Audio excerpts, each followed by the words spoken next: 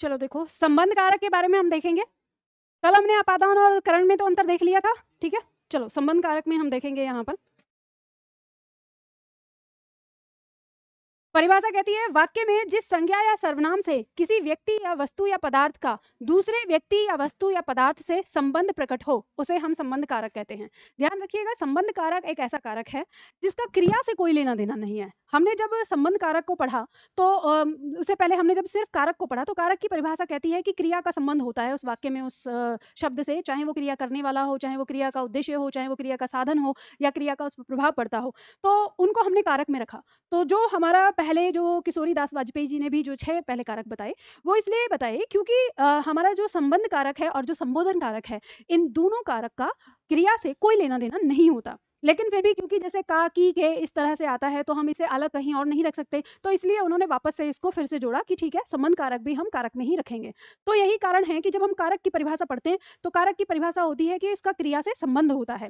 लेकिन हमारे पास जो दो आते हैं, संबोधन और संबंध, इसका क्रिया से संबंध नहीं है। तो इनका संबंध क्या है? इनका संबंध है आपस में। तो एक शब्द का दूसरे शब्द से, यानी एक वस्तु का दूसरे वस्तु से, या एक व्यक्ति का दूसरे व्यक्ति से, या एक व्यक्ति का किसी वस्तु से, या वस्तु का किसी व्यक्ति से जो संबंध आपस में होता है, तो उसी को हम संबंध कारक कहते हैं। अब इसके कारक चिन्ह की अगर हम बात करेंगे तो इसका कारक चिन्ह संबंध कारक चिन्ह कहलाता है। और जब हम इसके कारक चिन्ह की बात करते हैं तो ये का, की, के, ये 3 प्रकार के आते हैं। अब इसमें आप देख सकते हैं ये 3 प्रकार किस तरह से हैं। तो का जो है वो पुल्लिंग एकवचन है, और के ये पुल्लिंग बहुवचन है, ठीक है। और की स्त्रीलिंग एकवचन बहुवचन दोनों के लिए प्रयोग होता है। तो ये हमारे 3 इस तरह से अलग अलग हो जाते हैं। तो का, की, के इसका संबंध कारक है। अब क्योंकि इसमें कोई गलती भी नहीं हो सकती, जैसे मान लीजिए कि हम किसी और दूसरे कारक में हमने उद्देश्य की जगह, जहां हमें उद्देश्य दिखाना है, के लिए की जगह हमने को लगा दिया, या कारण में से की जगह के द्वारा लगा दिया, या द्वारा लगा दिया, तो हम थोड़ा उल्टा सीधा कर भी लेते हैं। लेकिन संबंध कारक में कारक चिन्ह हमारा काकी के ही लगता है। अब काकी के लगता है तो इससे बहुत आसानी से आप इसकी पहचान कर लेते हैं, और आसानी से पहचान कर लेते हैं तो इसीलिए परीक्षा में आपका आता भी नहीं है, न के बराबर आता है, यदा कदा आपको परीक्षा में मिलेगा, पर सरल बहुत है। हाँ, जो थोड़ा बहुत आपको मिल सकता है वो मिलता है आपका कि जो इसमें आपको दिया है रा, री, रे और ना, नी, ने। तो ये कारक चिन्ह हमारा कहाँ होता है, इसको मान लो कि अगर आपको इसकी समझ नहीं है तो वहां पे आपके लिए थोड़ी सी दिक्कत हो सकती है। तो चलो इसको यहाँ पे वाक्य प्रयोग करेंगे, और वाक्य प्रयोग करके सीखते हैं, समझते हैं कि किस तरह से हमें,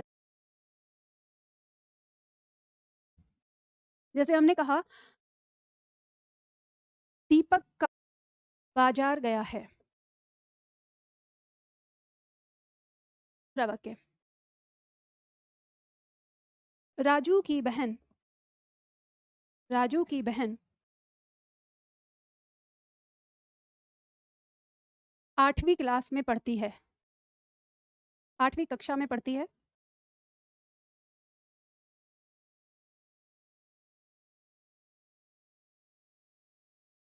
अब ये मत सोचना कि अब मैंने पहले क्लास लिखा फिर कक्षा लिख दिया, क्लास नहीं आएगा क्या? क्लास भी आ जाएगा, पर अंग्रेजी शब्द है इस वजह से मैंने अवॉइड कर दिया, ठीक है। आगे देखो, दूसरा हम वाक्य लिखेंगे, इस नदी के किनारे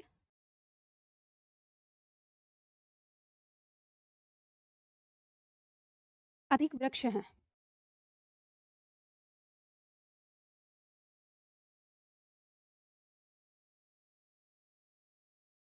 इस नदी के किनारे अधिक वृक्ष हैं, ठीक है।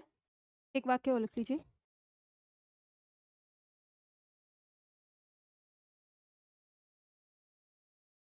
उस मेज पर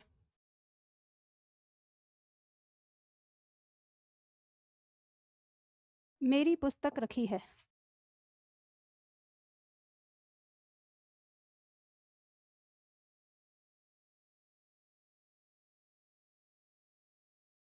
दूसरा,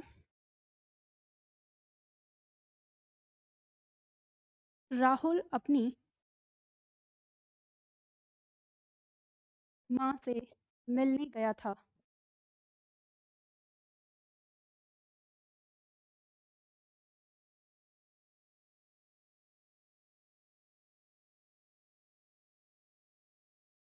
वाक्य हमने लिखा है, दीपक का बेटा बाजार गया है, राजू की बहन 8वीं कक्षा में पढ़ती है, इस नदी के किनारे अधिक वृक्ष हैं, उस मेज पर मेरी पुस्तक रखी है, राहुल अपनी माँ से मिलने गया था, ठीक है। यहाँ पे हम लोगों ने वाक्य देखे, इन वाक्यों में हमें कौन से कारक को खोजना है?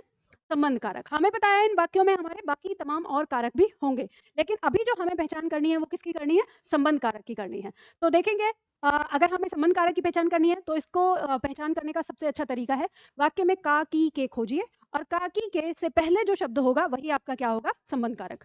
तो दीपक का बेटा बाजार गया है, इस वाक्य में का कहाँ है? यहाँ पे दिया है, तो इससे पहले जो दीपक है ये हमारा क्या कहलाएगा? संबंध कारक कहलाएगा। राजू की बहन 8वीं कक्षा में पढ़ती है, इस वाक्य में की यहाँ पर दिया है, तो की से पहले जो राजू है ये हमारा क्या है? संबंध कारक है। ठीक है, इस नदी के किनारे अधिक वृक्ष हैं, इस वाक्य में हम देखेंगे के दिया है, तो के से पहले जो नदी है ये हमारा क्या है? संबंध कारक है। अब बताइए, उस मेज पर मेरी पुस्तक रखी है, इसमें का, की, के कहाँ है? यहाँ हमें नहीं दिखाई दे रहा, तो अब हमें यहाँ पे समझना है कि हमने अभी देखा कि रा, री, रे और नानी ने जो हमारा दिया हुआ है, तो ये पॉइंट हमारा आता है सर्वनाम में। अगर किसी सर्वनाम के साथ, यानी अगर कोई सर्वनाम आ रहा है और इस सर्वनाम के साथ हम का, की, के अगर इन कारक चिन्ह का प्रयोग कर देते हैं तो वो सर्वनाम के अनुसार बदल जाता है। जैसे मान लीजिए अगर यहाँ पे हम मैं सर्वनाम लेते हैं, तो ये मैं सर्वनाम में, तो यहाँ पे हमारा जो शब्द है वो बदल जाएगा। मैं सर्वनाम से अगर हम का, की, के का प्रयोग करेंगे तो क्या हो जाएगा? मेरा, मेरी, मेरे। ठीक है, तो यहाँ पे हम देख पा रहे हैं कि ये रा, री, रे, ये ही हमारा कारक चिन्ह को पहचान करा रहा है कि रा, री, रे। अब इसमें जैसे हमारा, हमारी, हमारे, या तुम्हारा, तुम्हारी, तुम्हारे, उसका, उसकी, उसके, यानी वह के साथ प्रयोग करेंगे, या इसका, इसकी, इसके, तो उसमें का, की, के ही आ रहा है। ठीक है, इस तरह से हमें यहाँ पर ये पता चलेगा। और बाकी जितने भी हमारे सर्वनाम हैं, जो 11 सर्वनाम आते हैं, सबकी डिटेल आपको मिल जाएगी सर्वनाम वाले टॉपिक में, तो कारक से संबंधित जितने भी आते हैं वो सब वहाँ आपको मिल जाएंगे। अब वहीं पे हम बात करते हैं ना, नी, ने की। तो ध्यान रखना कि हमारा एक शब्द आएगा निजवाचक सर्वनाम, और निजवाचक सर्वनाम में हमारा आप एक सर्वनाम होता है जो निजता का बोध कराता है। निजता मतलब जैसे स्वयं के लिए। ठीक है, तो ये जो आप शब्द है इसके दो अर्थ आते हैं। एक आएगा पुरुषवाचक, पुरुषवाचक मतलब जब आपका मतलब कोई व्यक्ति होगा तो वो पुरुषवाचक कहलाएगा। तो उस समय आपके साथ का, की, के का जब हम प्रयोग करते हैं तो आपका, आपकी, आपके ये प्रकट होता है। लेकिन जब इस आपका अर्थ स्वयं से होता है, ठीक है, निजता से, तो वहां पे जब हम का, की, के का प्रयोग करते हैं तो इसका जो बनेगा वो अपना, अपनी, अपने। ठीक है, अपना, अपनी, अपने। तो यहाँ पे जो हमारा ये आ रहा है, तो यहाँ पर ना, नी, ने, ठीक है, ये प्रकट होता है। तो हमने जो यहाँ पे संबंध कारक में का, की, के साथ रा, री, रे और नानी ने जो देखा है, इसका मतलब ये है कि जब भी अगर हमें का, की, के ना दिखाई दे और उस वाक्य में हमसे संबंध पूछ रहा है, तो आपको वो सर्वनाम खोजना होगा जिस सर्वनाम के पीछे आपको या तो रा, री, रे, नानी, ने ये दिख रहा हो, या फिर आपको का, की, के भी दिख सकता है। जैसे आपका, आपकी, आपके, मान लो ऐसे कहे कि आपका भाई आया है, तो इस वाक्य में आपका भाई, तो आपसे भाई का संबंध बताने के लिए वो शब्द आ गया, तो आपका हो जाएगा। ठीक है, या इसी तरह से तुम्हारा, हमारा, ये कोई शब्द आ सकता है। ठीक, चलो, तो यहाँ पे हम देखेंगे तो हमें यहाँ पता चलता है कि इस वाक्य में जो हमारा सर्वनाम है, जो हमारा संबंध कारक है वो क्या है? मेरी। तो इसमें ये पूरा का पूरा शब्द ही आएगा। अब इसमें सर्वनाम मतलब संबंध कारक और संबंध कारक चिन्ह दोनों एक साथ ही आ गए हैं। तो जब आप पढ़ते हैं सर्वनाम को, तो सर्वनाम के साथ एक पॉइंट रहता है कि सर्वनाम हमारा ऐसा विकारी पद है जिसके साथ कारक चिन्ह सुरेखा के साथ मैच होता है, मतलब उसके अंदर ही, हम अलग अलग नहीं रख सकते। जैसे मान लीजिए अगर आपका लिखना हो, तो आपने अगर ऐसे लिख दिया कि आप और का ऐसे अलग लिख दिया, तो ये वर्तनी आपकी अशुद्ध मानी जाती है, आपको इसे सुरेखा के साथ लिखना पड़ेगा। इसी तरह से मान लो शब्द है मैं, और इस मैं के साथ अगर आपने ने लगा दिया ऐसे, तो ऐसे लिखा हुआ अशुद्ध माना जाता है। तो सिर्फ एक ही आपका कारक ऐसा बनता है, कारक चिन्ह जो अलग लिखा जाता है, और वो है पर। ठीक है, वो क्या है? पर। ये जो पर वाला शब्द होता है ना, जैसे मान लो कहें कि उस पर या इस पर, ठीक है, मुझ पर, तो ये ही सबसे अलग लिखा जाता है, बाकी सर्वनाम सबका एक साथ रहता है। अभी लिखने की जरूरत नहीं है सर्वनाम में, वैसे तो मैं बताऊंगी इस चीज को दोबारा से, और अगर मान लो मैं मिसिंग कर दूं तो उस समय लिख लेना सर्वनाम में। वैसे तो ये सारा वापस से बताना ही पड़ता है, क्योंकि अभी इसे पढ़ने के बाद हमारा अगला टॉपिक जो है वो हमारा सर्वनाम ही होगा। तो बात समझ में आ गई, तो इससे आपको पहचान हो गई। तो हम देखेंगे कि मेरी यहाँ पर क्या है, हमारा संबंध कारक है। अब यहाँ पे आ रहा है राहुल अपनी माँ से मिलने गया था, तो इस वाक्य में संबंध कारक क्या होगा? अपनी। तो ठीक है, यहाँ पे यानी माँ राहुल की अपनी है, यानी निजी है, तो निज, मैंने निजवाचक जो बोला है वही है, तो यहाँ पे अपनी शब्द का प्रयोग हो रहा है। ठीक है, अब ये हमने रिश्ते के लिए रख दिया, या फिर ऐसा हो सकता है कि पुस्तक हो सकती है, कलम हो सकती है। मान लो जैसे कि मैं अपनी कलम से लिख रहा हूँ या मैं अपनी पुस्तक से पढ़ रहा हूँ, तो वहाँ पे निजता का भाव संबंधवाचक में रहता है, ठीक है? तो वो आपका संबंध कारक कहलाएगा, ठीक? तो ये आपको यहाँ पे पता चल गया, तो बॉक्स में डाल दीजिए ये संबंध कारक। और संबंध कारक आपका बहुत ही सरल होता है, इसमें कुछ भी ऐसी चीज़ नहीं है, क्योंकि कोई डाउट है ही नहीं, तो यदा-कदा ही प्रश्न आपका यहाँ से आता है और इसमें गलत लिखे जाने की भी संभावना नहीं है। मतलब कि इसे हम गलत लिख कर भी नहीं कर सकते कि त्रुटि करके। अब आप खुद ही सोचिए, दीपक का बेटा, इसमें हम क्या लिखेंगे? कुछ भी नहीं लिख सकते हैं हम, अलग का तो लगाना ही पड़ेगा, तो वो संबंध प्रकट करेगा ही करेगा। तो इसलिए ये बहुत आसान हो जाता है, इसमें टेंशन नहीं है। फिर आगे बढ़ते हैं अधिकरण। अधिकरण अधिकरण की हम परिभाषा देखेंगे। कह रहा है कि वाक्य में क्रिया का आधार, आश्रय या समय जिस पद से व्यक्त होता है। देखो ये जितने पे मैंने अभी बॉक्स में डाला है ना, इतनी पंक्ति देकर आपका ये कई बार रिपीट हुआ है। ऐसे पूछा जाता है कि क्रिया का आधार, आश्रय या समय जिस पद से व्यक्त होता है उसे क्या कहते हैं? तो उसे अधिकरण कहते हैं। तो ये ध्यान रखिएगा, आपके जितने भी कारक की परिभाषाएं हैं, किसी भी परिभाषा को वो 1 नंबर में पूछ सकता है। ऐसे प्रश्न कर सकता है, निम्न में से कौन सा शुद्ध है और कौन सा अशुद्ध है। तो आपको ये पता होना चाहिए हमने जितने भी कारक पढ़े हैं, किसका कारक का किससे क्या संबंध है। तो यहाँ पे हम देख पा रहे हैं कि इसने हमें 3 शब्द दिया है कि वाक्य में क्रिया का जो आधार होता है या जो आश्रय होता है या जो समय को बताता है, यानी क्रिया के समय को बताना। तो अब आप यहाँ पे ये देख सकते हैं कि ये आधार का जो मतलब है ना, इसे आप लिख लो यहाँ पर स्थान से, यानी आधार का मतलब यहाँ पर स्थान से है। तो हमें ये पता चला कि जो अधिकरण है, वाक्य में अधिकरण वो होगा जो क्रिया के होने के स्थान को बताएगा और क्रिया के होने के समय को बताएगा। और आश्रय का मतलब ये है कि जो क्रिया पर आधारित होगा, ठीक है? आश्रय का मतलब आधारित होना एक तरह से। तो इस तरह से ये हमारे तीनों पॉइंट यहाँ पर आ जाते हैं अधिकरण के अंदर। चलो अब इसका देखेंगे कारक चिन्ह। इसका कारक चिन्ह कहता है, इसके साथ आने वाला कारक चिन्ह अधिकरण कारक चिन्ह कहलाता है, तथा इसका कारक चिन्ह में और पर होता है, ठीक है? यहाँ हमें ये हमेशा ही मिलेगा। और हमने जब कर्ता और कर्म पढ़ा था, तो जो शून्य कारक चिन्ह हमारा होता है वो कर्ता और कर्म के साथ होता है और कभी कभी अधिकरण के साथ होता है। बाकी सबके साथ कारक चिन्ह लगता ही है, बाकी किसी का भी शून्य कारक चिन्ह नहीं होता। तो यहाँ पे हम देखेंगे कभी कभी हमारा जो अधिकरण है इसमें शून्य कारक भी होता है, वो आपको आगे पता चल जाएगा। तो जब शून्य कारक होगा तो हमको कैसे पहचान होगी उसकी कि ये हमारा अधिकरण है या नहीं? तो उसकी पहचान के लिए हमें ये पता करना होता है कि वो क्रिया के होने का अगर स्थान है तो अधिकरण है, और क्रिया के होने का अगर समय है तो अधिकरण है। तो इससे हम पता करते हैं। चलिए देखते हैं यहाँ पर जो 2 कारक चिन्ह आए हैं, ये 2 कारक चिन्ह से संबंधित आपकी परीक्षा में वाक्य शुद्धिकरण से प्रश्न आता है। एक शब्द आएगा में और एक आएगा पर। तो इनका प्रयोग हम कब कहाँ कैसे करते हैं, तो इसको जान लेंगे। कम से कम 3 ओर से घिरी हुई चीजों के लिए में का प्रयोग करते हैं। जैसे मतलब ऐसे समझो, इसे ऐसे बना लेना, कम से कम 3 ओर से घिरी हुई कोई चीज, कम से कम 3 ओर से घिरी हुई होगी तो उसके लिए हम में शब्द का प्रयोग करते हैं। और जो पर होता है वो कम से कम 3 ओर से खुली हुई, यानी एक तरफ ये आ गया तो कम से कम 3 ओर से खुली हुई जो चीज होगी तो उसके लिए हम पर का प्रयोग करते हैं। जैसे उदाहरण के तौर पे बताइए कि अगर हम कहें कार में या कार पर, तो कार में हमने क्यों बोला? क्योंकि वो चारों ओर से बंद है, ठीक है? अब ये बताइए कि आप कक्षा में बैठे हैं या कक्षा पर बैठे हैं? कक्षा में, क्योंकि घिरा हुआ है। छत पर बैठे होते हैं कि छत में बैठे होते हैं? छत पर, ठीक है? साइकिल में या साइकिल पर? अगर ये कहें कि साइकिल पर हवा खत्म हो गई या साइकिल में हवा खत्म हो गई? साइकिल में, क्योंकि वो अंदर की तरफ, ठीक है? तो यानी आपको पता चल गया कि इनका प्रयोग हम कब कहाँ कैसे करते हैं। अब कुछ शब्द ऐसे भी हैं जिसमें आपको ये कि ये अंदर है या बाहर है ये पता करने में दिक्कत हो सकती है, तो वही पॉइंट आपकी परीक्षा में आते हैं। तो उसके लिए यहाँ पर लिख लो, मैंने लिख दिया है मैदान शब्द के साथ हमेशा में का प्रयोग करना, क्योंकि आप ये कहेंगे कि मैदान तो नीचे होता है, बाकी ओर से तो खुला होता है मैम, तो ये कॉन्सेप्ट क्यों नहीं आ रहा है ऐसा? तो वो कॉन्सेप्ट तो डिफरेंट तरीके से बना हुआ है कि मैदान में कैसे हम घिरे हुए हैं। तो अब उतना ज्यादा सोचने की जरूरत नहीं है, इससे परीक्षा में आता है तो आप लिख लो हम मैदान पर नहीं दौड़ते, मैदान में दौड़ते हैं, ठीक है? ऐसे हम मानेंगे। आकाश में, आकाश भी चारों तरफ से खुला ही हमको नजर आता है, तो हम कैसे जानें कि ये में कैसे प्रयोग हो रहा है? उसी तरह से कोने में, ये तीनों आपके शब्द हैं जो वाक्य शुद्धिकरण में आते हैं हमेशा, कि इनमें अशुद्धि दी हुई होती है, तो आपको इस पर ध्यान रखना है, ठीक है? बाकी पर का कॉन्सेप्ट बहुत आसान है। अच्छा ये बताइए, एक चीज और लिख लीजिए, एक और आता है यहाँ पर। अच्छा बताइए ये कि घर पर या घर में?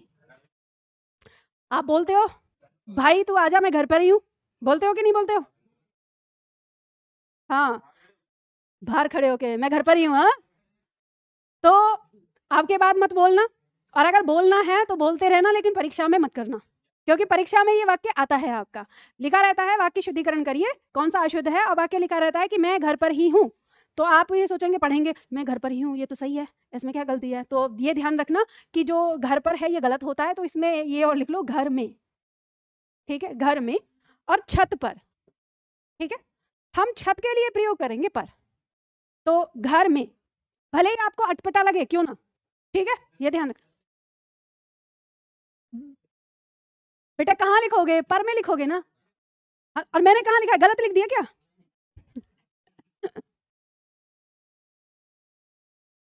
ठीक है, सही लिखा ना। अब इसमें उदाहरण लिखो, चलो जैसे यहाँ पे दिए हैं कुछ उदाहरण लिखेंगे, और ये भी पहचानना बहुत आसान है, अधिकरण भी लिखेंगे हम इसमें।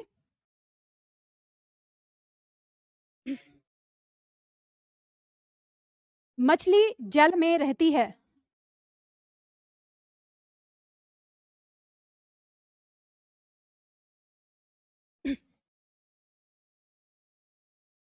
बंदर पेड़ पर बैठा है,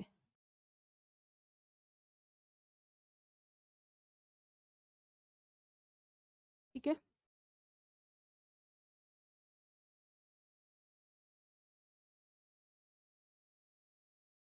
चिड़िया आकाश में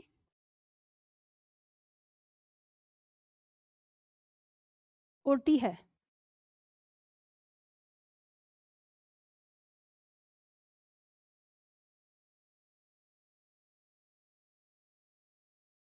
वह 2 मिनट में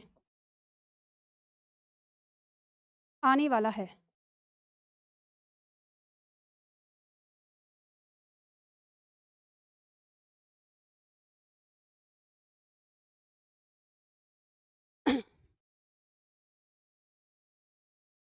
पिताजी शाम को घर लौटेंगे,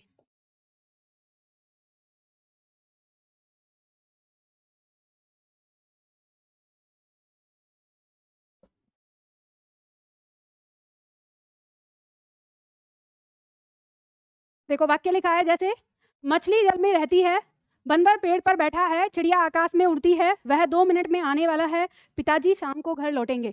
अब इन वाक्यों में हमको क्या खोजना है, इन वाक्यों में हमको खोजना है अधिकरण। अब जो अधिकरण खोजना है, तो मैंने आपको बताया कि अधिकरण का मतलब है स्थान या समय, तो आपको देखना है कि क्रिया के होने का स्थान क्या है और क्रिया के होने का समय क्या है। तो मछली जल में रहती है, तो क्रिया क्या है, रहना, तो रहती है, कहाँ रहती है, इसका स्थान क्या है, जल, तो यहाँ पे जल हमारा अधिकरण हो गया, हमें कारक चिन्ह से भी पता चल जा रहा है, ठीक है।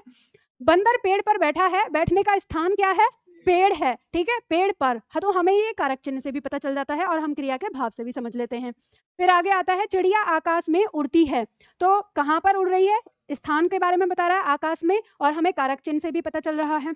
वह 2 मिनट में आने वाला है, क्रिया क्या है, आने वाला, ठीक है। अब क्रिया कितने समय में होने वाली है, 2 मिनट में, ठीक है, तो ये 2 मिनट हमारा क्या हो रहा है, यहाँ पर ये समय को बता रहा है, और हमें समय से ये पता चल जाता है, कारक चिन्ह से भी पता चल जाता है। अब इसमें नीचे वाक्य दिया है, पिताजी शाम को घर लौटेंगे, देखो ये वाक्य जो है अशुद्ध है, एक तरीके से हम बोलचाल में करते हैं, लेकिन जैसे मैं तो यहाँ पे ये कह रही हूँ कि ये वाक्य हमारा अशुद्ध है, हमारा ये शुद्ध रूप ये होगा कि पिताजी शाम में घर लौटेंगे, लेकिन हम बोलचाल में इसे प्रयोग नहीं करते। पर आपकी किताबों ने क्या कह दिया है कि को कारक चिन्ह भी अधिकरण का है, ठीक है, ये आता है वो पॉइंट कि को कारक चिन्ह अधिकरण में कैसे प्रयोग होता है।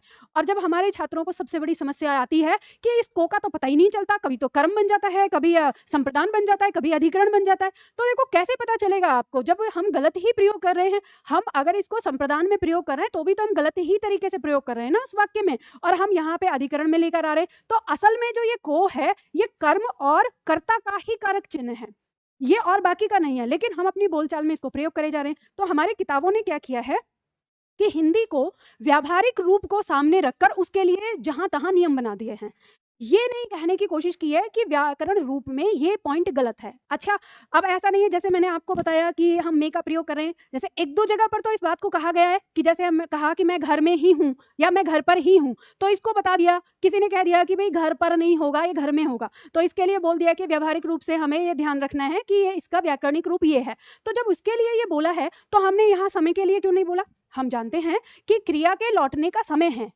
शाम, ठीक है, तो ये समय का ही तो बोध करा रहा है, तो समय है, तो यहाँ पे को की जगह क्या होना चाहिए, में होना चाहिए था, और में होता तो हम बहुत आसानी से इसको पता कर लेते, लेकिन को आने की वजह से अब जो बच्चा कारक चिन्ह के माध्यम से जाएगा तो वो इसको क्या करेगा, कर्म करेगा। इसीलिए मैंने आपसे कहा है कि आप कारक चिन्ह से कभी जाना ही मत।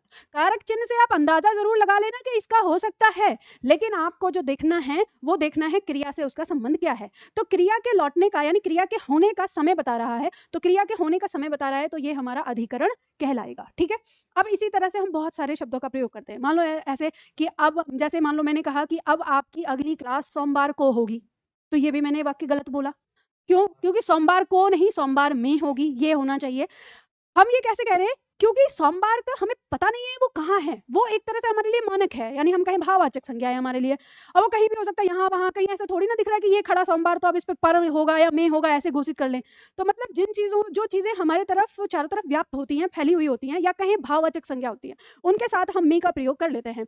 अब वहाँ पे आप अपनी बोलचाल में को भी लगा रहे हैं, चल रहा है, या से भी लग जाता है। अब जैसे मान लो समय के साथ से लग गया, हमने कहा कि सुबह से पढ़ रहा है, तो समय के साथ अगर से लग गया तो वो हमारा अधिकरण, तब वो हमारा अधिकरण नहीं होगा। वहां पे आपको देखना है, अगर समय अवधि बता रहा है तो वो क्या हो गया, हमारा अपादान हो गया, जो मैंने आपको कल बताया था। ठीक है, बाकी जितनी भी जगह आए, चाहे को आए, चाहे का आए, या कैसे में आए या पर आए, अगर समय दिया है तो आपको सदैव क्या देखना है, अधिकरण होगा। ठीक है, ये अधिकरण में आपको रखना है और इस पॉइंट को आप हमेशा याद रखना। अब इसके बाद आगे दिया हुआ है आपका शून्य अधिकरण कारक चिन्ह। तो मैंने आप लोगों को बता ही दिया था कि शून्य अधिकरण कारक चिन्ह हमारा कर्म और कर्ता के बाद किसमें होता है, अधिकरण में। जैसे मान लो यहाँ पे दिया है कि दीपक कल बाजार जाएगा, और दूसरा वह आज घर जा रहा था। तो यहाँ पे अगर कोई आपसे पूछे कि बाजार में कौन सा कारक है, तो आप कैसे पहचानेंगे? तो हम इसको पहचानेंगे कि क्रिया क्या है, जाएगा। कहाँ जाएगा, बाजार। तो क्रिया के होने का स्थान बता रहा है, तो क्रिया के होने का स्थान क्या होता है, अधिकरण। ठीक है, अब यहाँ कहा कि वह आज घर जा रहा था, तो जा रहा था, क्रिया हो रही है, जा रहा था, कहाँ जा रहा था, घर जा रहा था। ठीक है, तो ये स्थान को बता रहा है यहाँ पर, तो ये हमारा अधिकरण हो जाएगा। अब जब हम आगे वाक्य शुद्धिकरण पढ़ेंगे, तो वाक्य शुद्धिकरण में एक पॉइंट आता है कि जो कारक चिन्ह आ रहा है हमारा, ये कारक चिन्ह मतलब इसमें जो अधिकरण है ये हमारा दो प्रकार का होता है, कालवाचक और स्थानवाचक। और कई बार इसमें जो अशुद्धि होती है कि पहले कालवाचक लगाएं या स्थानवाचक लगाएं, इसको लेके होती है। तो इसीलिए आपको यहाँ पे समझना है कि जो अधिकरण है वो हमारा दो प्रकार का है, कालवाचक। अब कालवाचक का मतलब क्या है, काल माने समय, यानी जो समय को बताने वाला वो कालवाचक कहलाएगा, और स्थानवाचक मतलब जो स्थान को बताएगा। ठीक है, तो हम जैसे उदाहरण देते हैं, तो इसमें हमें जब भी प्रयोग करना होगा हम सबसे पहले कालवाचक रखेंगे, उसके बाद स्थानवाचक रखेंगे। जैसे वाक्य दिया है, वर्षा ऋतु में आकाश में बादल छाए रहते हैं, तो इसमें ये बताइए कि बादल छाए रहने का जो समय है वो क्या है, वर्षा ऋतु। ठीक है, और कहाँ छाए रहते हैं, आकाश में। ये समय का बोध करा रहा है, ये स्थान का बोध करा रहा है। तो अब इस वाक्य को हमने पहले समय और फिर स्थान रखा है। हम इसे ऐसे नहीं लिख सकते कि आकाश में वर्षा ऋतु में बादल छाए रहते हैं। अगर हमने ऐसे बोला तो ये वाक्य हमारा क्या हो जाएगा, गलत हो जाएगा। ठीक है, जैसे दूसरा वाक्य, मैं सुबह में स्कूल जाता हूँ, तो यहाँ पे क्रिया क्या है हमारी, जाता हूँ। कब होती है ये क्रिया, सुबह में। ठीक है, और कहाँ होती है, मतलब जाने का काम कहाँ होता है, स्कूल। तो यहाँ हमें पता चल गया कि पहले काल आ गया और फिर स्थान आ गया। हम इसको उल्टा नहीं कर सकते कि मैं स्कूल सुबह में जाता हूँ, तो ऐसे हम बोलते भी हैं। अब ऐसे हम बोलते हैं तो बोलने में क्या हो जाता है, हमारी अशुद्धि होती है। तो अगर परीक्षा में मान लो लिखा आ जाए कि मैं स्कूल सुबह में जाता हूँ, इस वाक्य में बताइए शुद्ध है कि अशुद्ध है। तो आपको यही पॉइंट इसमें देखना पड़ेगा कि इसमें जो अधिकरण दो दिए हैं, स्थान और काल, तो इसमें पहले कालवाचक पहले आएगा और स्थानवाचक बाद में आएगा। तो वाक्य शुद्धिकरण आपकी छोटी छोटी चीजों से बन के बनती है, जैसे यहाँ पे आ गया है। ठीक है, तो ये पॉइंट समझ में आ गया ना। अब इसी वाक्य को ऐसे भी लिखा हुआ आप देख सकते हैं कि मैं सुबह को स्कूल जाता हूँ, हम बोलते हैं अपनी आम बोलचाल में। तो इसका मतलब ये नहीं है कि फिर आप सुबह को देखकर इसे क्या कह दें कि ये कर्म है। ठीक है, तो आपको पता है कि जाने का समय है, तो ये हमारा वाक्य क्या है, मतलब ये क्या है, हमारा अधिकरण है। ठीक, बात समझ में आ गई ना। तो देखो इसी वजह से आपके कारक जो है वो समझ में नहीं आते लोगों को, क्योंकि वो कारक चिन्ह से चलते हैं, और उसका जो तथ्य है, जो परिभाषा ने कहा है कि ये किसे बताते हैं, इस पर ध्यान नहीं देते, इस वजह से गलतियां होती है। तो आपको जो चुनना होगा वो उसी से चुनना है। अब आता है हमारा संबोधन कारक। संबोधन कारक क्या कहता है, परिभाषा कहती है, संज्ञा के जिस पद से किसी को पुकारने, बुलाने या सावधान करने अथवा संबोधित करने का बोध होता है, उसे हम संबोधन कारक कहते हैं। कारक चिन्ह की बात करेंगे तो इसके साथ आने वाला कारक चिन्ह संबोधन कारक चिन्ह कहलाता है, तथा इसका कारक चिन्ह हे, अरे, सुनो, अजी आदि होता है। ठीक है, संबोधन कारक का प्रयोग वाक्य में सबसे पहले होता है। सबसे पहले तो आप ये जानिएगा कि पूरे वाक्य में अगर आपको संबोधन कारक मिलेगा तो वाक्य की शुरुआत में मिलेगा। ठीक है, तो यहाँ पे ध्यान देना है। और तथा इसका कारक चिन्ह कारक से पहले लगता है, मतलब एक तो ये वाक्य में सबसे पहले होगा और ऊपर से इसका कारक चिन्ह जो है वो भी पहले होगा इसके लिए। तो उदाहरण देखेंगे, उदाहरण लिखेंगे और उसमें समझने की कोशिश करेंगे। जैसे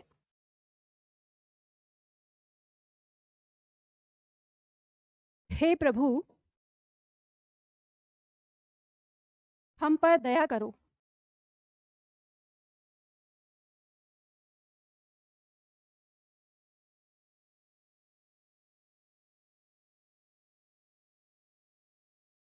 अरे बच्चों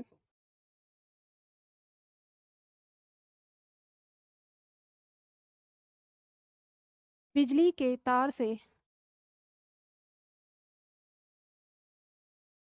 दूर रहो।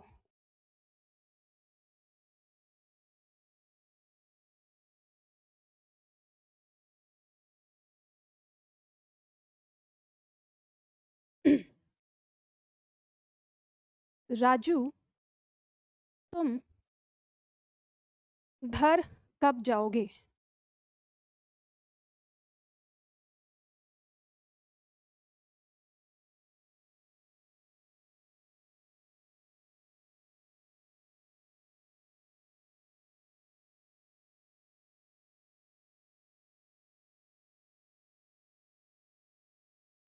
ऑनलाइन में पूछा है मेरी घड़ी में 7 बजे हैं, इसमें भी अधिकरण ही होगा।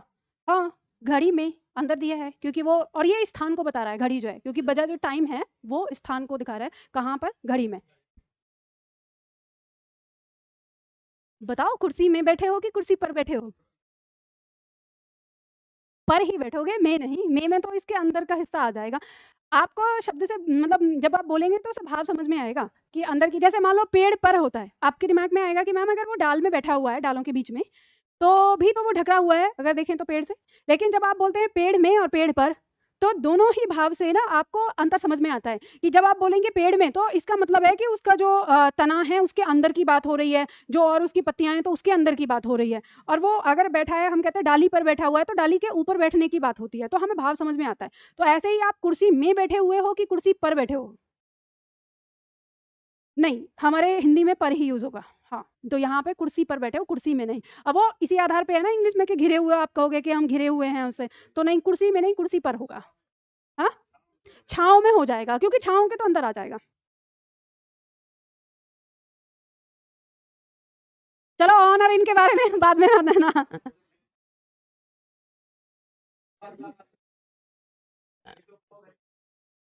चलो चलो इधर देखो, आप बाद में कर। हाँ,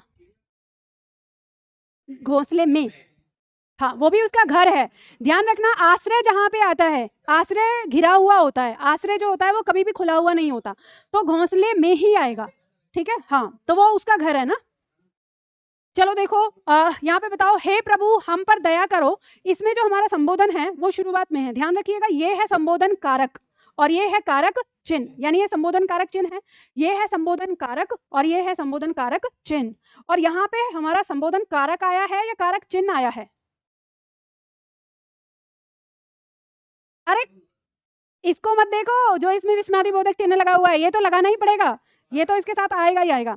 ये कारक है, इसका कारक चिन्ह अरे हे अजी ये, या हम ऐसे लगाएं कि सुनो राजू, अगर हम बोले तो सुनो जो है वो कारक चिन्ह के रूप में आ जाएगा। लेकिन यहाँ पे राजू जो है नाम का संबोधन है, तो ये कारक है। ठीक है, तो यहाँ पे जैसे हमने कहा बच्चों, ये कारक है, प्रभु ये कारक है, संबोधन कारक है, और ये कारक चिन्ह है, ये कारक चिन्ह है। या हम लगाएं यहाँ पे अरे राजू, तो वो कारक चिन्ह हो जाएगा। तो यहाँ मैंने ये इसलिए लिखवाया है कि हमारा जो ये संबोधन कारक होता है बिना कारक चिन्ह के भी आता है, आप इसे भी कह सकते हो कि यह भी शून्य कारक चिन्ह लेता है। ठीक है, तो ये आ सकता है। बात समझ में आ गई? तो ये भी बहुत सरल है, आपका सरल है, आसान है, इसे दूर से देखते ही पहचान ले, तो इससे भी आपके प्रश्न जो है वो न के बराबर ही आते हैं।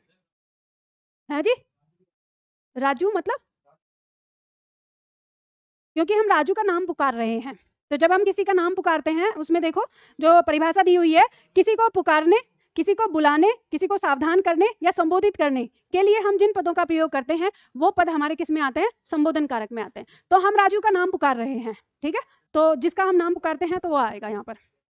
बात समझ में आ गई आप लोगों को? अब ये बताइए कि कारक से संबंधित आपके दिमाग में कोई डाउट है?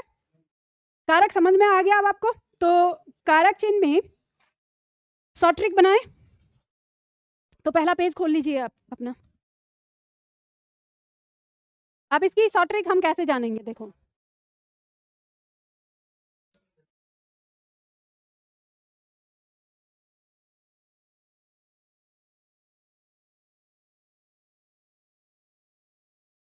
देखो अब यहाँ पे जो ये आपका दिया हुआ है, मैंने आपसे कहा था शुरुआत में कि आपको ये कारक चिन्ह के हिसाब से याद करना है, तो कारक चिन्ह के हिसाब से आप याद कर लीजिए, वो ठीक है। लेकिन अभी आपने जो कुछ भी पढ़ा है उसके अनुसार आपको यहाँ पर वो जो ट्रिक है उसके अनुसार इसे याद करना है। कैसे? जब हम कर्ता की बात करेंगे तो कर्ता हमें क्या दिखेगा? काम को करने वाला, काम करने वाला, ठीक है। तो हाँ जी, लिखने के शॉर्ट ट्रिक बना रहे हैं ना ये, अब ये वही शॉर्ट ट्रिक है चुटकियों में सिखाने वाली है ना, तो इस पे चलना है। 8 सेकंड में कारक सीखें, 8 सेकंड में 8 सेकंड में कारक सीखें, ठीक है, ये थंबनेल है इसका। तो चलो सीखते हैं 8 सेकंड में। कर्ता क्या है? वाक्य में काम को करने वाला। कर्म क्या है? अब यहाँ पे मत बोलना कि प्रभाव पड़ता है, नहीं, हमने जैसे जाना है कि क्रिया से क्या और किसको से प्रश्न करेंगे, क्या या किसको से प्रश्न करेंगे, उत्तर कर्म होगा, ठीक है। जो उत्तर मिलेगा वो क्या होगा? कर्म होगा, यही तो खोजना है ना। कर्ण की बात करेंगे तो कर्ण के लिए हमें पता है कि साधन, माध्यम या कारण होता है, तो लिखेंगे हम यहाँ पे क्रिया का साधन जो हमें खोजना है या क्रिया का कारण, ठीक है। साधन और माध्यम एक ही बात होती है, ठीक है। तो या तो क्रिया का साधन या तो क्रिया का कारण हमें खोजना है। और शॉर्ट ट्रिक आपके पास है ही, से के स्थान पर के द्वारा लगा कर देख लेना, इसी से आपको पता चल जाएगा। संप्रदान के लिए ही याद रखना है, इसमें कुछ नहीं, के लिए से तो आप याद रखेंगे, इसे अंडरलाइन कर लेना के लिए। पर संप्रदान जो है हमेशा जानना कि ये उद्देश्य होता है, क्रिया का उद्देश्य, ठीक है। तो जो क्रिया का उद्देश्य होता है वही क्या है? संप्रदान है। अपादान की बात करेंगे तो अपादान पास, दूर, तुलना का बोध कराता है। संबंध में काकी के याद रखो, बस इससे संबंध कारक पता चल जाएगा। अधिकरण क्या होता है? स्थान और समय। ध्यान रखना, ये इन सबसे पहले का मतलब है ये सब क्रिया के, क्रिया को करने वाला, क्रिया से ही हम प्रश्न करेंगे, क्रिया का साधन और कारण, क्रिया का उद्देश्य, क्रिया से के कारण पास और दूर और तुलना का बोध, क्रिया का ही, इसमें संबंध में क्रिया नहीं आएगा, और अधिकरण में स्थान और समय किसका? क्रिया का ही बताया जा रहा है, ठीक है। इस तरह से आपका बन जाता है संबोधन है अरे जी है, ये आ जाएगा। हो गया 8 सेकंड में, बस दिमाग में यही रखना है आपको। तो देखो, मैं हमेशा एक बात आप लोगों को ये कहती आई हूँ कि आप कभी भी ना किसी भी चीज़ के बारे में जैसे सीख रहे हैं, जैसे अब यूट्यूब चैनल पे आता है कि शॉर्ट ट्रिक बताओ और ये सारी चीज़ें, ये शॉर्ट ट्रिक पहले भी मैं आपको बता देती क्लास से पहले, इतना लंबा चौड़ा 3 दिन की क्लास लेने की ज़रूरत ही नहीं थी। लेकिन आप सोचो कि क्या आपको समझ में आता? नहीं आता। जिस समय मैं आपको तत्कालिक कोई उदाहरण दे रही होती उस उदाहरण में आपको समझ में आ जाता, लेकिन अगर आपके सामने कोई नया उदाहरण आता तो उसमें आपको शायद नहीं समझ में आता। पर अब आपने विस्तार से हर परिस्थिति को समझ लिया है, पढ़ लिया है। हमारे जो वाक्य हैं वो गलत भी हो सकते हैं हमारे सामने, और हम उन गलत वाक्यों में भी अपने कारक को सही पहचान सकते हैं। पहचान सकते हो तो टेस्ट ले लूं? अरे टेस्ट लेने के नाम से हाँ हम मतलब, अरे सुनो, तुम लोगों की चलेगी क्या? मतलब 3 दिन इतना मैंने गला फाड़ा है अपना, और अभी मैंने कहा कि टेस्ट ले लूं, मैंने कारक चिन्ह का टेस्ट लेने के लिए कहा है। ना ना ना ना, ऐसे कैसे? जो 3 दिन में आपने यहाँ सीखा है वो पूछो तो सही कि आपको आया है कि नहीं आया है, या ऐसे ही छोड़ दूं फिर बाद में, मतलब टेस्ट नाम दे दिया तो ऐसे ही रूह कांप गई। और वहीं अगर मैं ऐसे छोड़ दूं तो बाद में कहेंगे मैं टॉपिक करवाने के बाद प्रश्न उत्तर करवाया करो, फिर ऐसे आके मेरे पास शिकायत लेके आते हो। और अभी वो प्रश्न उत्तर करने की बात हो गई तो एकदम से रूह कांप गई। चलो उससे पहले एक टॉपिक हमने छोड़ा था, याद है? हमने समास में छोड़ा था कि जब हम कारक चिन्ह पढ़ेंगे उस समय हम इसको समझेंगे। तो चलो पहले आप उसको समझ लेते हैं, तब इसके आगे बढ़ेंगे।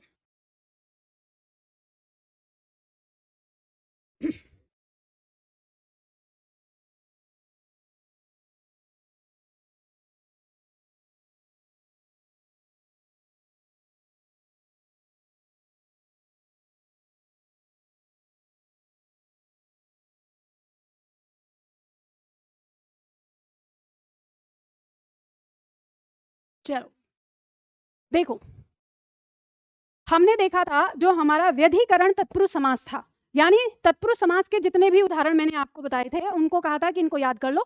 इन्हें हम 6 भागों में बांटते हैं और वो 6 भाग हमारे किसके आधार पर थे? कारक चिन्ह के आधार पर थे। तो वो 6 भाग कौन कौन से हम देखेंगे। तो ध्यान रखिए, अभी हमने जो पढ़ा है यहाँ पर कारक चिन्ह को कितना पढ़ा है? 8 प्रकार के पढ़े हैं। तो इस 8 प्रकार में सबसे पहला है हमारा कर्ता कारक, ठीक है, और सबसे अंतिम था हमारा संबोधन कारक।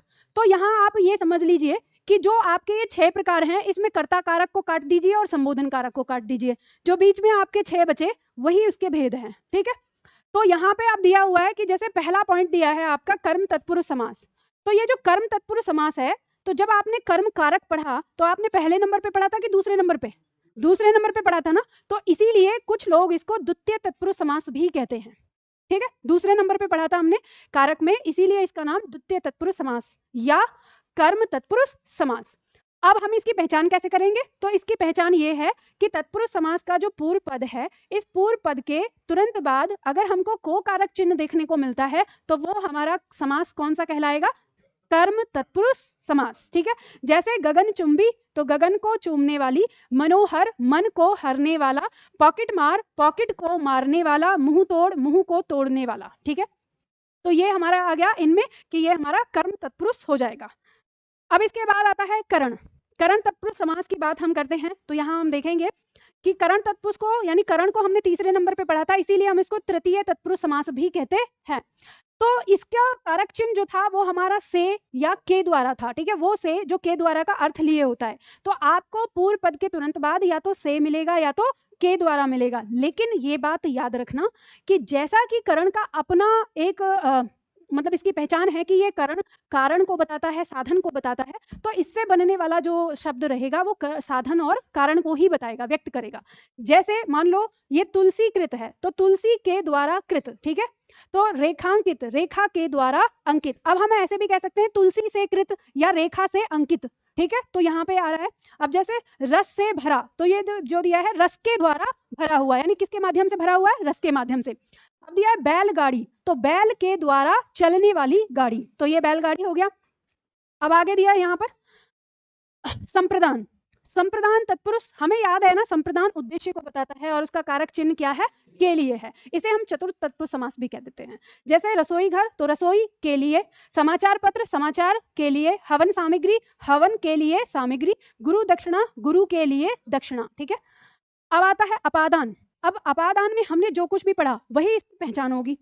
यानी अपादान का कारक चिन्ह हमने से देखा, जिसका भाव है अलग होना, यानी अलग होना या तुलना का ही रूप आपको दिखाएगा। तो जैसे हम कह रहे हैं राजद्रोह, तो राज से द्रोह।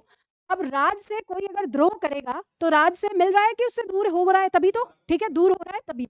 नेत्रहीन, तो नेत्र से जुड़ा हुआ होगा या नेत्र से अलग हो जाएगा? अलग हो जाएगा, तो नेत्रहीन, ठीक है। गुण युक्त, तो गुण उसके पास होगा, ठीक है। पास या दूर होने का मतलब है, तो या तो गुण युक्त या गुणहीन, दोनों ही किस में आएगा? अपादान में आएगा। इसी तरह से बलहीन या बलयुक्त, तो बल से हीन या बल से युक्त। तो पॉइंट समझ में आ गया ना। तो ये पास और दूर वाला जो पॉइंट है इसको हमेशा याद रखना।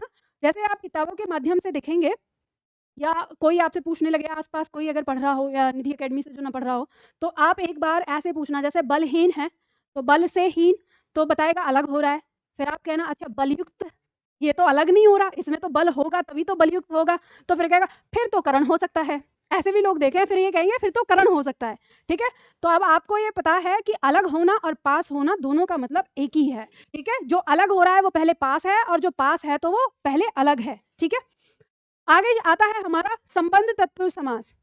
संबंध तत्पुरुष समास को हम षष्ठ यानी छठे नंबर पे पढ़ते हैं, तो षष्ठ तत्पुरुष समास कह देते हैं। अब इसका कारक चिन्ह वही है हमारा काकी के, तो जो हमें काकी के दिखेगा वही आ जाएगा। जैसे देव का आल्य, कन्या का दान, मुख के दर्शन, सत्य की प्रतिज्ञा, ठीक है। तो ये शब्द आ गए। उसी तरह से अधिकरण। अधिकरण तत्पुरुष समास की जब हम बात करेंगे तो इसे हम सप्तम 7वें नंबर पे पढ़ा है, तो सप्तम तत्पुरुष समास भी कह देते हैं। इसका पूर्व पद के साथ हमको में और पर कारक चिन्ह देखने को मिलेगा। जैसे आप बीती यानी अपने पर बीती, शरणागत शरण में आगत, ठीक है। पुरुषोत्तम पुरुषों में उत्तम, और ईश्वराधीन ईश्वर पर आधीन। अच्छा, इसी तरह से जैसे ये शब्द दिया है ईश्वराधीन, इसमें कौन सी संधि दिखाई दे रही है आपको? कौन सा शब्द है? ईश्वर और अधीन, ठीक है, अधीन आधीन नहीं होता कभी भी, ध्यान रखना, वर्तनी के लिए आता है। चलो मैं आपको इस पॉइंट को समझा देती हूँ। वर्तनी शुद्धिकरण के लिए शब्द याद रखना, ऐसे आता है कि अधीन शब्द है आपका या आधीन। तो जैसे हम बोलते हैं ना, मान लो अभी जैसे हमने शब्द लिखा है, आधीन आ गया, हमने जैसे शब्द लिखा ईश्वराधीन, ठीक है, तो जैसे हम यहाँ पे बोल रहे हैं तो हमको ये पता है कि यहाँ पे र के बाद आ रहा है तो ईश्वराधीन हो गया। तो इसे बोलने के चलते में ही हम कई बार जब ये दो विकल्प रहते हैं तो हम आधीन समझ लेते हैं इसको कि आधीन का ही मतलब होगा। तो आपको याद रखना है ये शब्द बहुत ज़्यादा रिपीट होता है आपका, जैसे उज्ज्वल और कवित्री रिपीट होता है वैसे ही ये शब्द भी आता है, और यह वाक्य शुद्धिकरण में भी आता है। वाक्य शुद्धिकरण में वर्तनी अशुद्धि देकर भी आपका वाक्य अशुद्ध कर देते हैं। तो आपको ध्यान रखना है सदैव क्या होगा, हमारा अधीन होगा। अब मान लो आप ये कहो कि मैम याद नहीं रहता हमें, तो वहाँ देख के अधीन लगने लग जाता है, तो इसको समझने का एक तरीका बता देती हूँ। अधीन का अर्थ क्या होता है? अधीन का अर्थ होता है गुलाम, ठीक है, जो किसी के अंडर में है। अब ये बताओ कि जो किसी के अंडर में है, तो जो गुलाम है और एक उस पर गुलामी करने वाला है, तो गुलाम छोटा होगा कि गुलामी करवाने वाला छोटा होगा? गुलाम छोटा होगा, तो अब जिसका अर्थ गुलाम है तो उसमें छोटा आ ही आएगा, बड़ा नहीं आएगा, ठीक है। तो अब जब ये कभी कंफ्यूजन होगा तो समझ जाना गुलाम छोटा होता है, छोटा आ ही आएगा, हमेशा के लिए याद रहेगी वर्तनी।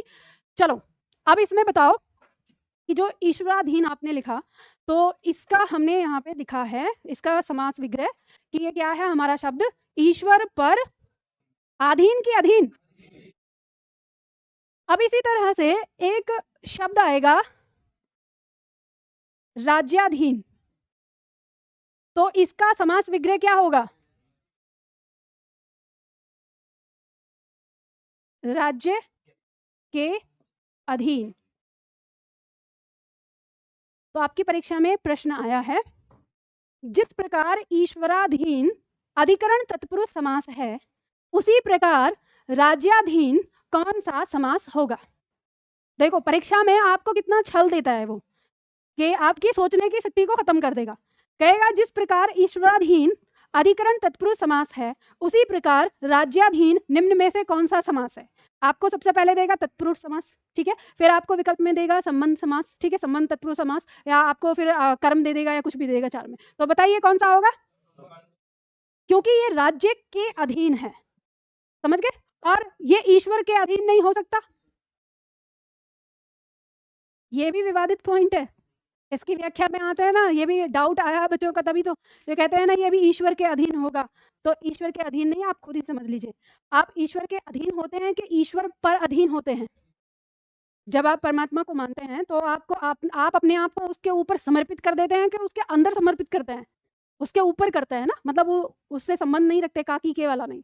तो इसीलिए आपको पता है। लेकिन राज्य, राज्य आपको गुलाम बनाता है, तो वहां पे आपका संबंध बनता है, लेकिन ईश्वर पर आप आश्रित हो जाते हैं, वहां आपका आश्रय निर्भर करता है, तो आप उस पर आश्रित हो जाते हैं, तो इसीलिए अधिकरण है।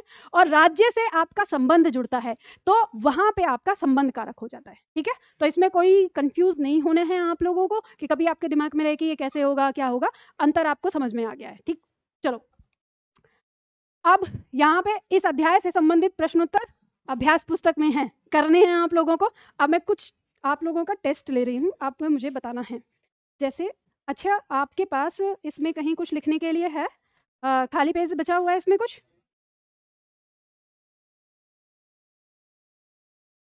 तो अपनी पुस्तक में सबसे अंत में चले जाओ और वहां पर डाल लो कारक चिन्ह।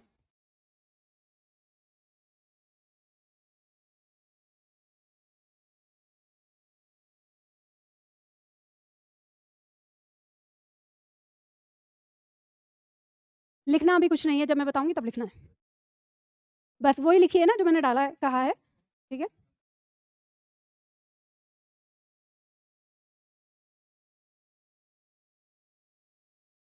एक वाक्य मैं लिख रही हूँ यहाँ पे, आपको बताना है, लिखना नहीं है अभी। ये आपकी मर्जी है, रफ कॉपी पे लिखना चाहो रफ कॉपी पे लिखना, जहाँ पर मैंने कारक चिन्ह डलवाया वहां पे मैं बताऊंगी क्या लिखना है, एक नया अलग से आपको नोट करना होगा थोड़ा इसमें। जैसे मान लो हमने वाक्य लिखा, वह कंप्यूटर पर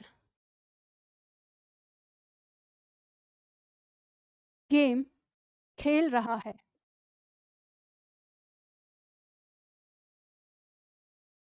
दूसरा वाक्य है,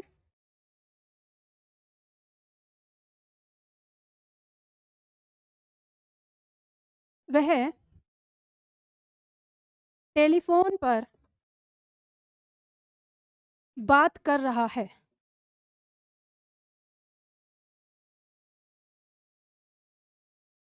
एक वाक्य है।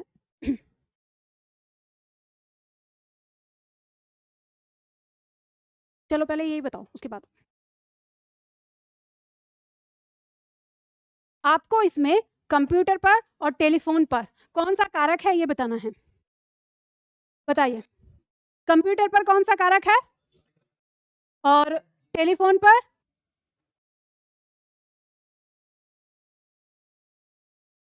कारण बताने वाले कितने लोग हैं? 1 2 3। और अधिकरण बताने वाले? देखो, ये है आपका अधिकरण, ठीक है, और ये है करण। ये वाक्य आपका अशुद्ध है। अब ये कैसे? अब यही तो, अब इतना पढ़ाने के बाद भी अगर आप गलती करोगे तो फिर क्या फायदा हुआ मेरा 3 दिन पढ़ाने का। मैंने आपसे कहा कारक चिन्ह से कभी मत चलना। अगर कारक चिन्ह से आपको डाउट होने लग जाए, संदेह होने लग जाए, तो क्रिया से जाके प्रश्न कर लेना कि भाई बताना क्या है संबंध है तेरा उससे, ठीक है। तो यहाँ पे देख रहे हैं कि वह गेम खेल रहा है, तो गेम खेलने का स्थान क्या है? कंप्यूटर। तो इस स्थान को बता रहा है, मतलब अधिकरण है, ये तो पक्का है, ठीक है। फिर ये कह रहा है कि वह टेलीफोन पर बात कर रहा है, तो बात करने का स्थान है क्या टेलीफोन? तो कहीं और खड़ा होगा, बालकनी में बात कर रहा होगा, कहीं बात कर रहा होगा, तो फिर ये टेलीफोन है क्या? तो फिर हमें पता चलता है ये तो बात करने का साधन है। तो ये साधन है तो ये तो करण हो जाएगा, यानी ये तो बात करने का। अब यहाँ पे कहेंगे कि फिर हमने पर क्यों लगाया, तो हमारी गलती है, हमारी गलती है, हमने गलत किया। हमें कैसे करना चाहिए? वह टेलीफोन के द्वारा बात कर रहा है, ये इसका शुद्ध रूप होगा। तो अगर वाक्य शुद्धिकरण में आए तो भी आपको इसे ऐसे ही सही करना होगा। हाँ जी, वह कंप्यूटर के द्वारा गेम खेल रहा है ना, कीबोर्ड के द्वारा गेम खेल रहा है, कंप्यूटर के द्वारा नहीं। जब ये फोन का अलग सिस्टम है ना, अभी हर परिस्थिति है ना। कंप्यूटर में बोले या पर बोले, ये तो मैंने अशुद्ध रखा है ना। मैं वो नहीं कह रही अभी आपको कि में या पर वाला है, मैं वही कह रही हूँ जैसे यहाँ टेलीफोन पर है तो ये भी तो अशुद्ध है ना। तो हम अपनी बोलचाल में कैसे बोलते हैं? हम कंप्यूटर ही पे तो बोलते हैं ना, लेकिन वो तो उसके अंदर चलता है, वो बात अलग है कि हम इसका वाक्य शुद्धिकरण क्या करेंगे। अभी तो मैंने आपको वाक्य अशुद्ध देकर आपसे यहाँ पे पूछा है। तो आपकी परीक्षा में जो आधे से ज्यादा आपके कारक चिन्ह पूछे जाते हैं वो आपको वाक्य अशुद्ध देकर पूछे जाते हैं। अगर वाक्य को पूर्णतः शुद्ध कर दिया जाए तो आपको गलती होगी ही नहीं। कैसे? अब जैसे हमने इसको अशुद्ध को शुद्ध कर दिया, अब यहाँ पे पर को हटाकर हमने ये के द्वारा को यहाँ रख दिया, ठीक है, और ये जो हमारा पर है इसको हटाकर हमने यहाँ पर में कर दिया। तो अब बताओ इसमें आपको कोई गलती होगी? नहीं, आपको कारक चिन्ह दिख रहा है, वही जिसका कारक चिन्ह है वही है। तो मैंने आपको यही बताया कि कारक चिन्ह में जो आपको अशुद्धियां होती हैं वो वाक्य अशुद्धि के कारण होती हैं, ठीक है। अब इसी तरह से 2 वाक्य और मैं आप लोगों को लिख रही हूँ। हाँ जी, से करते हैं हम, थोड़ा अटपटा लगता है इसलिए मैंने के द्वारा लिया है। जैसे मान लो आप कहेंगे कि वह टेलीफोन से बात कर रहा है, तो आपको ऐसा लगेगा कि जैसे सामने टेलीफोन है और उससे बात कर रहा है ना, थोड़ा भाव जो है वो आप समझ नहीं पाओगे। तो इसीलिए कि ताकि आपके दिमाग में भाव पहली बार में ही समझ में आया, इसलिए मैंने के द्वारा रख दिया है, ठीक है तो वो से ही, पर फिर से भी आगे लेके जाना पड़ेगा, तो डबल डबल ना बताना पड़े, इसलिए मैंने सीधा के द्वारा ही रख दिया है ताकि आप समझ जाए, ठीक। अब आगे आता है अगला वाक्य लिखो, देखो इसमें जैसे हमने ये वाक्य लिखा कि वह मोबाइल पर गेम खेल रहा है,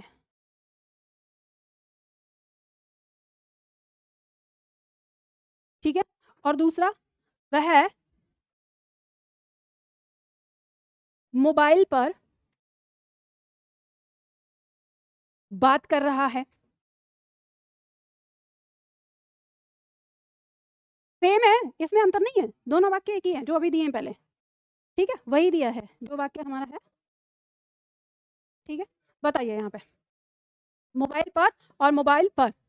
अब यहाँ पे मतलब यहाँ जो मैं आपको बता रही हूँ कि एकदम से किससे हो रहा है, बस क्रिया चेंज होने के कारण हमारा क्या हो रहा है, कारक चेंज हो रहा है। वह मोबाइल पर, वह मोबाइल पर, गेम खेल रहा है, अब बात कर रहा है। तो ये दोनों काम करने से ही, यानी काम की यानी क्रिया से ही हमारा क्या हो रहा है, यहाँ पे कारक बदल जा रहा है।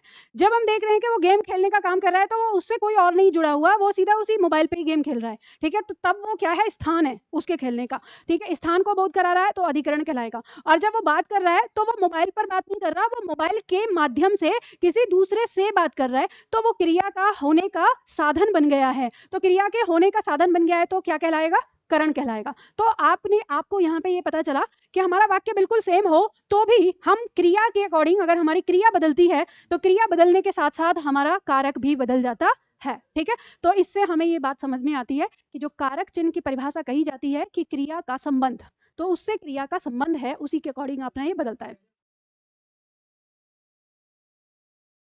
हाँ, तो करण तो अभी भी है, अभी कौन सा अधिकरण है। कैसे, मोबाइल के द्वारा गेम खेल रहा है, ये वाक्य गलत हो जाएगा, तब भी अधिकरण होगा। अगर आपने ऐसे लिखा, मान लो आपने ये लिख दिया, मोबाइल के द्वारा गेम खेल रहा है, गेम खेलने का साधन नहीं है वो गेम खेलने का स्थान है। अगर हम उसके साधन की बात करेंगे ना, कैसे खेल रहा है, तो उसके वो या तो आप कहें कीपैड, या उसमें जो वो बटन है जिनके द्वारा वो खेल रहा है, आप उसकी बारीकी को समझिए। अब जैसे यहाँ पे है, मैं स्मार्ट बोर्ड में लिख रही हूँ कि स्मार्ट बोर्ड पर लिख रही हूँ, ऊपर, इसके ऊपर लिख रही हूँ ना, तो यहाँ पे आप समझ रहे हैं, या मैं स्मार्ट बोर्ड के द्वारा लिख रही हूँ या पेन के द्वारा, तो मेरा क्रिया करने का साधन क्या है, पेन, और लिखा कहाँ जा रहा है, बोर्ड पर। ऐसे ही गेम है, तो वो जो गेम खेला जा रहा है वो उसके जो साधन है, तो वो साधन या तो वो ऐप है जिस ऐप पे वो खेल रहा है, लेकिन वो जो स्थान है, वो स्थान तो मोबाइल है ना। तो ये अंतर है, और ये आपको महसूस करना पड़ेगा, और ये अंतर महसूस करते ही आपका कारक जो है समझ में आ जाएगा, ठीक है। बताओ क्या संशय आया।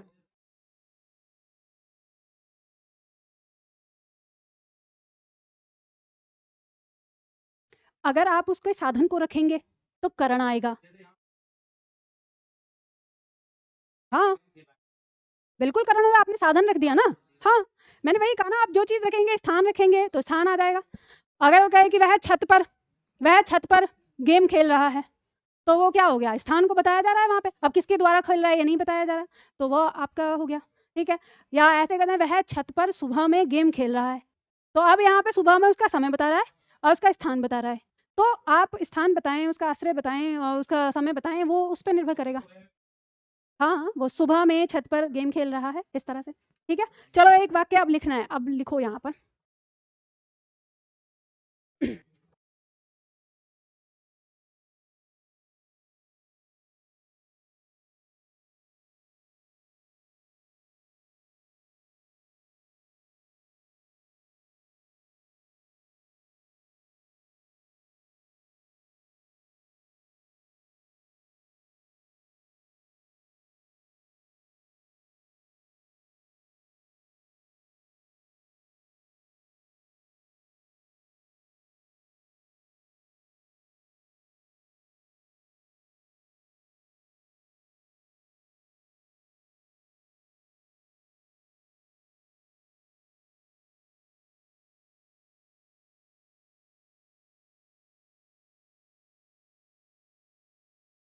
एक लेवल ऊपर का है, आज तक आपकी परीक्षा में ऐसा कोई प्रश्न आया नहीं है, पर मेरे दिमाग में आ गया तो समझ लो भविष्य में आ सकता है, ठीक है। तो इसलिए मैं आप लोगों को बता देती हूँ।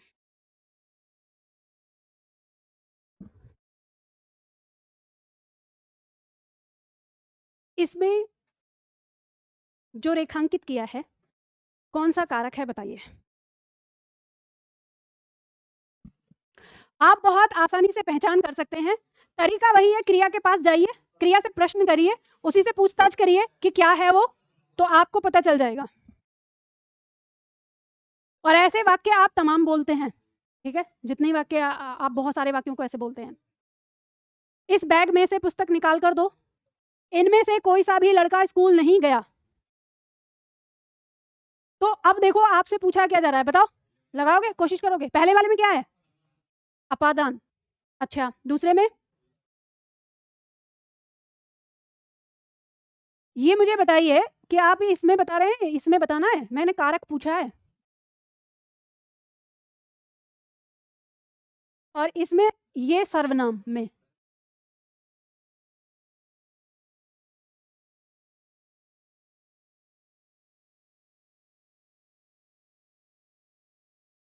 देखो, बैग क्रिया क्या है? निकाल कर देना, ठीक है। अब यहाँ पर देखिए कि जो बैग शब्द है, असल में वो अगर देखें तो किस चीज को व्यक्त करेगा? स्थान को व्यक्त करेगा किसी भी चीज के। तो जो पुस्तक है, उस पुस्तक को निकाल कर देने का स्थान है। कहाँ से निकाल के देनी है? बैग से, ठीक है। तो यानी इसमें आ गया स्थान। तो जब ये स्थान आ गया, अब साथ ही में हम कह रहे हैं कि उस बैग में से ही उसको क्या करना, अलग भी करना है। तो यानी इसमें अलग होने का बोध आ गया, स्थान प्लस अलग होना, दोनों ही चीज जो है वो एक ही चीज से हो रही है। तो ये आपका अधिकरण अपादान कहलाएगा। पहले अधिकरण, क्योंकि स्थान को खोजेंगे आप पहले क्रिया के लिए और फिर उसको अलग करेंगे, अपादान। लिख लो इसको ऐसे, ठीक है। तो एक ही शब्द में अधिकरण और अपादान है। अब एक तो ये सीधा सा प्रश्न हो गया, और कभी ऐसा भी आ सकता है आपसे कि इस बैग में से पुस्तक निकाल कर दो, इस वाक्य में वह कौन सा पद है जहां अधिकरण और अपादान है। तो आपको पता चल जाएगा, उसकी कारक चिन्ह से में और से दोनों जो आए हैं, जहां पे भी एक साथ आएगा वहां होगा। अब इसमें आप देख रहे हैं, इसमें भी में और से, यानी पहले स्थान और फिर उसका अलग होना। यानी इनमें से कोई सा भी लड़का स्कूल नहीं गया। क्रिया क्या है? स्कूल जाने की। तो स्कूल जाने की किन में से हो रही है? तो लड़कों में से, ठीक है। तो लड़के जो हैं वो क्या है? वो घटक है ना, जिस घटक से वो क्रिया होनी है, घटक यानी वो स्थान, ठीक है। और फिर उनमें से अलग होना है, अगर कोई गया है तो हमने नया नहीं दे दिया तो वो अलग चीज है, यानी कोई गया है तो अलग करेंगे। तो यहाँ पे हमारा ये अलग, पहले स्थान और फिर ये अलग होना, तो इस वजह से हमारा इसमें भी क्या है? अधिकरण पे है पहले, अधिकरण और प्लस अपादान। तो जब भी कभी ऐसे आएगा आसानी से आप समझ लेंगे और उसको खोज देंगे।